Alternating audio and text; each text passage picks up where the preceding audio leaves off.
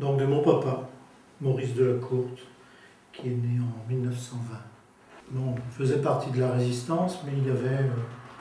mon père était un pacifiste, ça paraît paradoxal. Il n'aimait pas la violence, il n'aimait pas la guerre.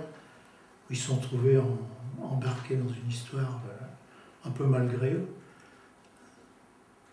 Et donc, quand il en parlait, souvent, il disait qu'il était content de n'avoir eu à tuer personne. Donc, il n'a pas eu, disons, sa façon de parler, il n'avait pas de sang sur les mains. Et ça le rassurait beaucoup. Donc, au départ, c'était surtout des actions de renseignement. C'est-à-dire, il renseignait la direction de leur mouvement sur les mouvements de troupes, les actions des militaires allemands sur place. Au départ, c'était surtout ça.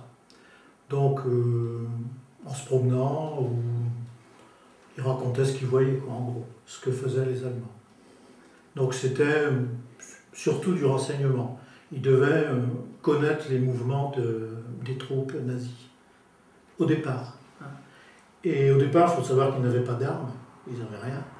Donc, ils avaient simplement c'était leur façon de participer. Ils ont été armés beaucoup plus tard, à partir du moment où il y a pu y avoir des parachutages.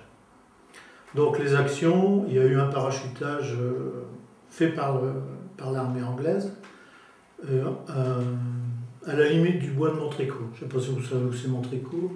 C'est entre Saint-Aubert et Saulgeois. Il y a un petit village qui s'appelle Montrécourt. Et il y a un bois. Donc les parachutages se faisaient surtout le long des zones boisées. Il y avait de la nourriture aussi, parce qu'il manquait de nourriture, de l'argent et des cigarettes. Alors ils ont conduit plusieurs opérations, et notamment ils ont dévalisé le fourgon postal de Carnières. Alors il faut savoir que les fourgons postaux transportaient énormément de courrier, c'est la fonction première. Et dans le courrier, il y avait il y avait un certain nombre de lettres de dénonciateurs.